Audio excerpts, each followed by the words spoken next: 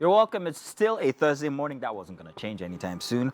But for a holiday, we have the papers here with us. And of course, I'm joined by Mr. Mike, who jumped into my wardrobe and came out looking exactly the same. Yeah, we should do a transition video. Very interesting fact here, Mike. The fact is that I actually have one of these with red accents. And I looked at it this morning and I said, no, I'll go with all black. If I had worn that one, I'd have looked Man. identical to you. So Yeah. perhaps maybe it was a great choice on my Exactly. part. So now let's do the papers. Let's do the headlines. If you're picking up a copy of the papers, you can join us here and use the hashtag WakeUpNigeria on TVC. Let's start with the punch for this morning. We have this about the Salah celebration here as the big headline. Salah, current pains necessary, says Tinubu. Governors preach unity. President assures Nigerians of better days. PDP Lambast APC. Governors demand peaceful coexistence as Muslims celebrate Salah. I'm first of all going to talk about the necessary pains that we're going through and ask you perhaps maybe what you think about this. Looking at everything that we've gone through and what we're expecting, the price of fuel might still go up in July. Definitely, there's still a hold on whether electricity is going to go higher. We're waiting for the NERC to actually give a thumbs up on that one. But would you say that perhaps this is something that we should all just grit our teeth, go through, and just perhaps hope for the best eventually? You know, these are still, this administration is still nascent. I mean, ministers have not even yet been appointed or announced, as it were, if they have been appointed. So, I mean, we're still in the first month of this administration. So, we can only but hope that all of this, because, I mean, we knew that in some ways it was not going to be easy with the subsidy and all of that. You touched on something that's very important, the choice of ministers. Now, let's question that. Should it be based on merit, perhaps what they've done from before, or based on political affiliation? Okay, look at how the service chiefs, I think people were happy because, see, one way or the other, you have to mix and marry both of them. Yeah. You are in a democracy. And for a democracy to work with different people of different ethnic backgrounds, you have to find a way to pacify people. I feel that every ethnic origin, I'm talking about the major ones, do have people who are competent in different things. So you do have to spread it out. It's not a case of, oh, hey, because of let's all get all these people from this side. No, let's spread it out. So people were happy with the appointment of service chiefs. It went around. For ministers also, would expect the same because, of course, that is how it has been.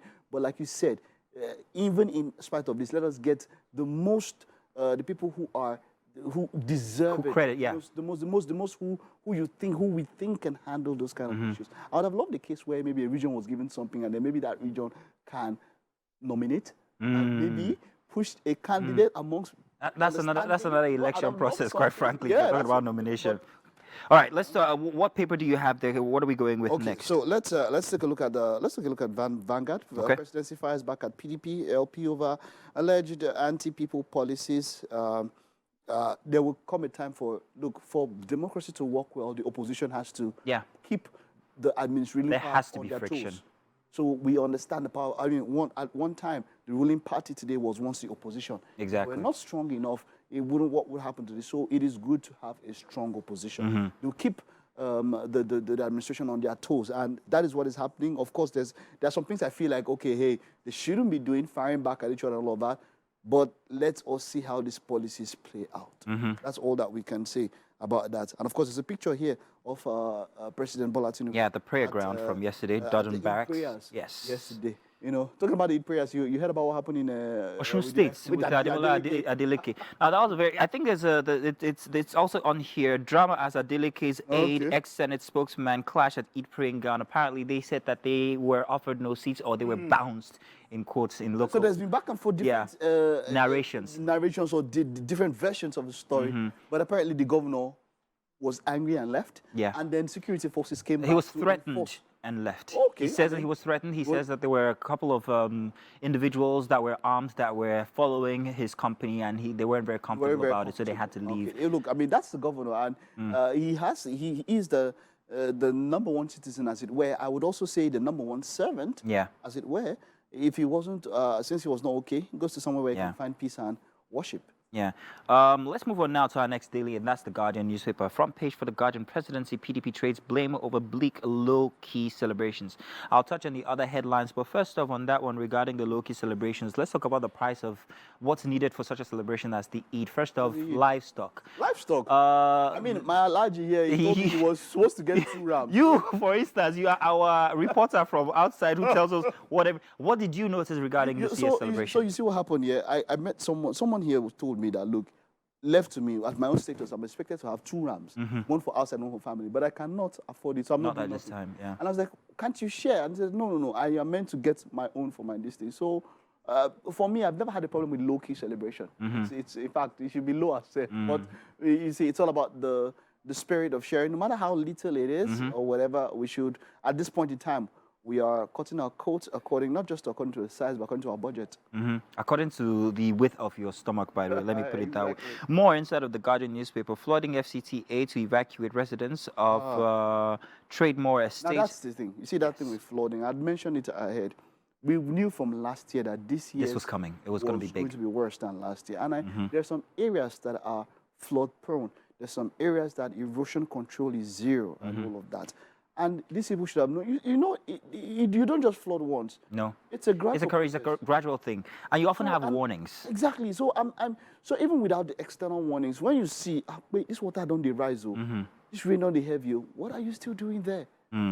So in personal evacuation, as much as majority of the responsibility is with the government. lies on the government, I agree. But then you are a person. You also have a responsibility to yourself.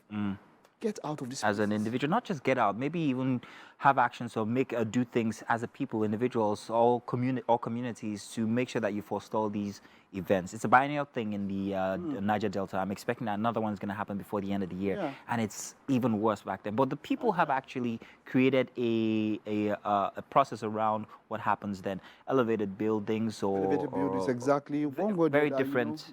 Yeah. Is that all inside the Guardian? There is this headline: a lobbyist stranded as Tinubu relocates from Bodilon to White House. So he's moved on to his number 4 White House residence, and it was told that yesterday that lobbyists, in quote, I say in quote, were disappointed that they couldn't meet him. Everybody does know that on Bodilon, you understand. I do in the streets. People come there, especially at periods like Salah. They come to receive gifts and. Security is now ×4, by the way. Yes, definitely. It's the president. It has to be. It's the president's house now. Before he was the president, so people would throng at the gates. People would throng the streets, and monies and food and all of that would be shared. But this time around, it's different. You're talking about the president of a country, and you cannot just go have access that much to even his street or wherever. You can't. But then he has maybe moved to somewhere else, and at that point, some people were still trying to hang around, and they were unable to access the president and all of that. Well, let's see if they will be given access to his new residence, and we'll follow up on that story. I think we have a final paper here, and that's the Daily Times newspaper. Okay, the Daily Times. Niger Delta ex-militants hand the federal government a 7-day ultimatum. I want to say something about ultimatums, and ultimatums coming from who? Militants. Militants are who? Are we saying that they're a recognized arm of the public? I think their grievances are the ones that are recognized, not their stance when it comes to militia and their position. But maybe their grievances should be recognized. They're talking about, look, the Niger Delta issue has been on for what?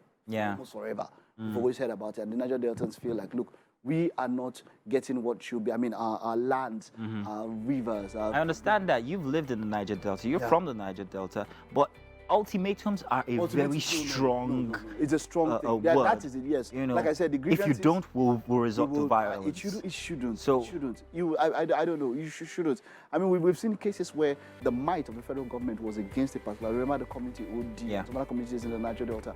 It's not good for at this point in time for you to have that light, that kind of thing on you.